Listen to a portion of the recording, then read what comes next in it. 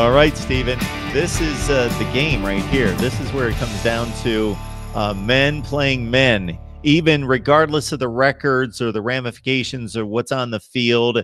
This seems to be the one team, again, regardless of what the records are, that doesn't just kind of cower in Bama's shadow and say that they don't seem to be intimidated. They know what kind of talent they have. They know that they have some muscle themselves, and this is the one team that typically shows up ready for a fight.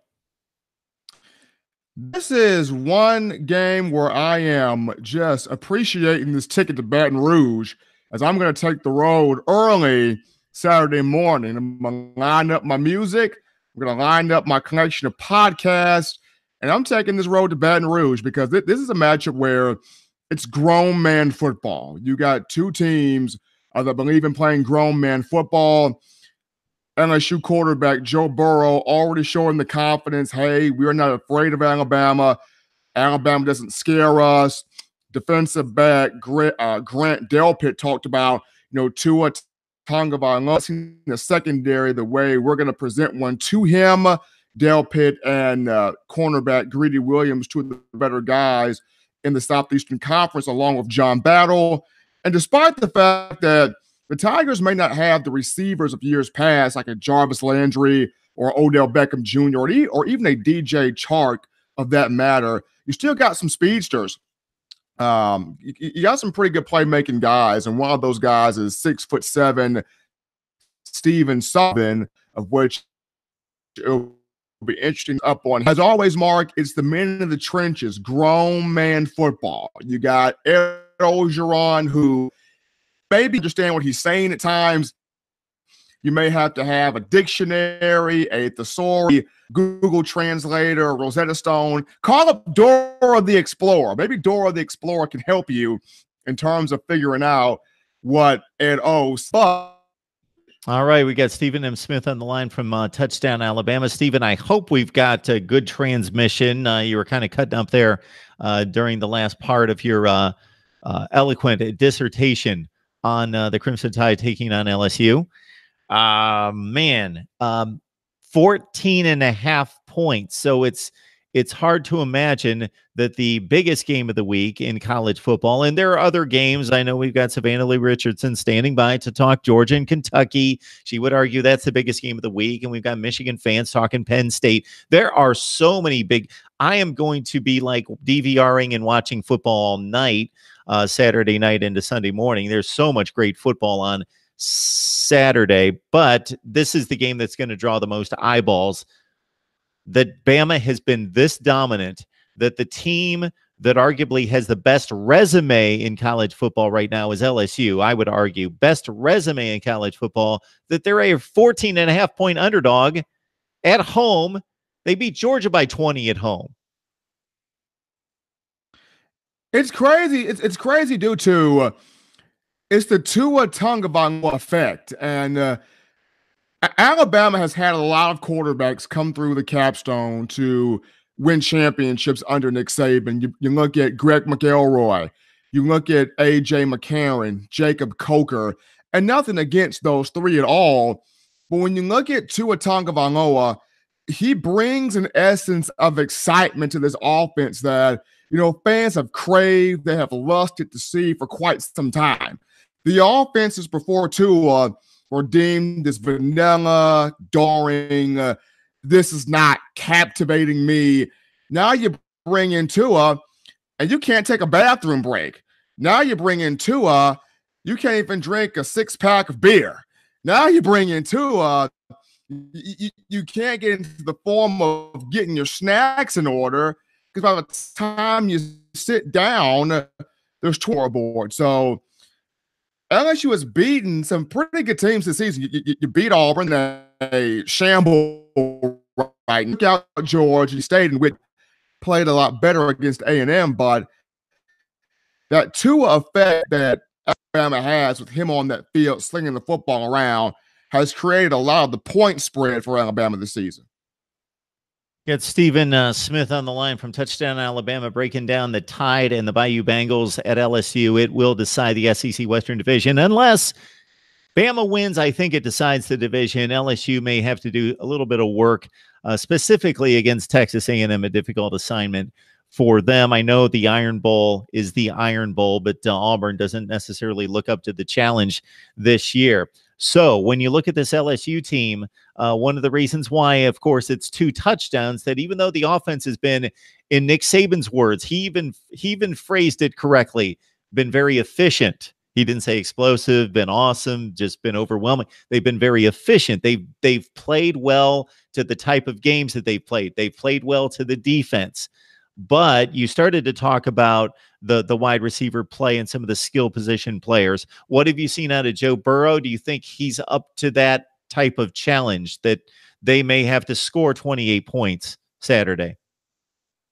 He seems very confident. Like I mentioned, he came out and said, hey, if you're scared, don't come out the locker room.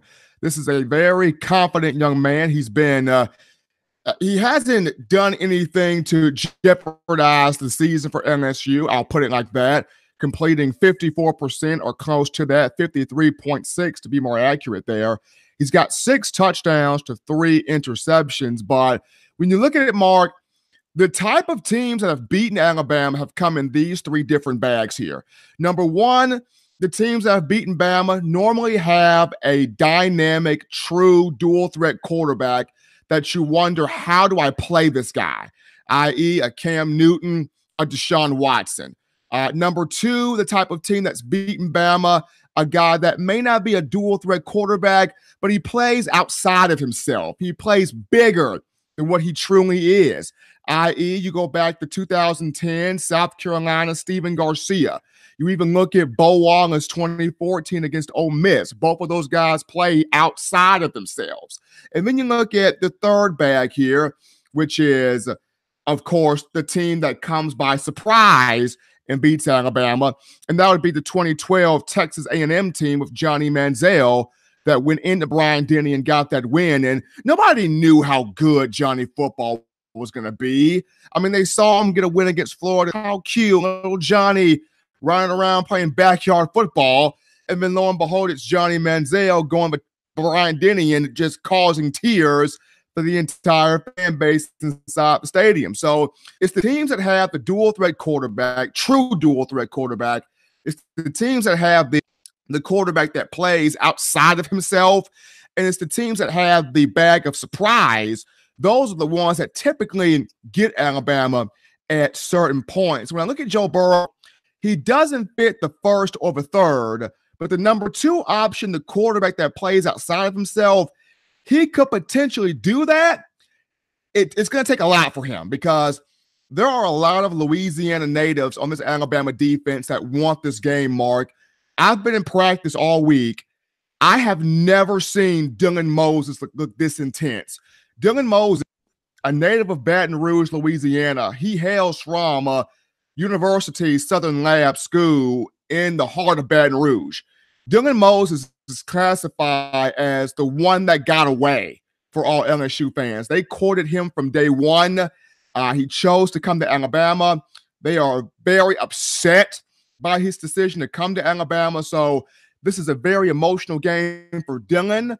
This is an emotional game for guys like Isaiah Buggs, who hails from Ruston, Louisiana, Devontae Smith, who hails from Amite, Louisiana, which is an hour north of Baton Rouge. There are a lot of Louisiana kids that want this football game that are on the Alabama roster. So Joe Burrow has the confidence, but can he fit into that second mode of quarterback? One that plays himself has to be seen.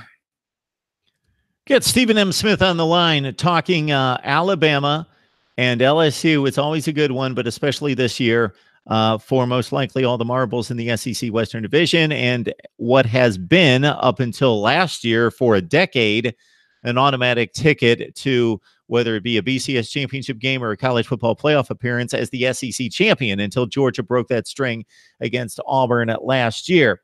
So you mentioned Tua and him being the defining reason and why Vegas is very high on Bama, very confident that it's going to be not a comfortable win, but not down to the wire. But, of course, Tua is Tua, and Tua has been remarkable this year, always playing with a lead. and we know what he did in the championship game, and give him all the credit in the world for stepping into a 13-0 game and doing what he did. But this year, not necessarily punched in the mouth like he will be in Death Valley. So with some grass stains, laying on his back every other throw, are we going to maybe see Tua get tested like we haven't seen before? LSU's got a great defensive line, and it's going to be a test. You have Michael Divinity Jr., who leads the team with who shares the team lead with 4 sacks, with Grant Delpit, the safety, helping him out there. But the atmosphere that is Tiger Stadium, that's a crazy atmosphere. That's an atmosphere that there's nothing like it. You walk in there, you see Mike the Tiger giving that intimidating pose inside the cage. You walk in there, you see the bevy of Tiger fans that are looking at you as if you're a piece of meat, and they're the pit bull trying to destroy you with the amount of crowd noise. So it's a different atmosphere, and LSU feeds off that atmosphere. But at the same time, Alabama feeds off a ruckus atmosphere. So in terms of Tua being tested, Mark, it's going to come down to Bama's offensive line. I think this is the game where Brent Key, who is in his 3rd year at Alabama as the O-line coach, this is the year Brent Key really earns that paycheck. There are coaches that are great fits, but not necessarily great fits at the University of Alabama like that. Brent Key's been good, but there's still some times where I'm not sold on Brent Key. And I remember talking with offensive lineman Ross Pierschbaker back in the summer at SEC Media Days, and he talked to me about how Key has matured with this group. He's bought in with this group. He's gotten the attention of this group. But this will be the game, grown man football in the trenches. Can this offensive line give you a time to throw the football? Can this offensive line create those run lanes for these backs so that Najee, Damian, Josh, Brian Robinson, and the rest of the crew can take control of a game? This will be the atmosphere in the game, Mark Rogers, where Brent Key, offensive line coach, is going to have to earn that paycheck. All right, it's Alabama, it's LSU in Death Valley Saturday night. And we got Stephen M. Smith from Touchdown Alabama. He will be on the sideline. We will try to catch up with him sometime early next week to get his take on where the Tide stands after the big win or the big L, as LSU tries to pull off the upset. So, Stephen, what scares you most about what's the formula for an Alabama loss? We would typically ask you for the formula for an Alabama win, but that's basically showing up and playing their standard game. What's the formula for an LSU win? Number one, creating turnovers. Creating turnovers, showing different looks. Dave Aranda's got to really disguise his coverage, be able to victimize Tua on a couple of throws, definitely get pressure, get a lot of pressure, get Bama into 3rd and long, 2nd and long, and get the crowd into it. Keep the crowd involved in the football game as you can, and that's defensively. Offensively, I mentioned Mark, Joe Burrow is going to have to play a Steven Garcia-esque game. He's going to have to be darn near flawless. An offensive line is going to have to keep him upright, get the run game going. If LSU can control the clock, I think that's their biggest key. If Ed Orgeron, Dave Aranda, Joe Burrow, if LSU can find a way to control the clock and dominate time of possession, keep you off the field as long as they can for LSU. All right, similar to what we saw 2 years ago in Death Valley, even though Alabama eventually prevailed 10-0, it was the game that in 2016, it was the game that lasted the longest in the entire college football season with no score. There was like no score with 8 or 9 minutes left in the game. Bama finally broke through on a Jalen Hurts touchdown run and won the game 10-0. Only difference this time around, Jalen Hurts won't be the quarterback, and LSU will have to defend the ball being thrown downfield by maybe the best quarterback in the nation.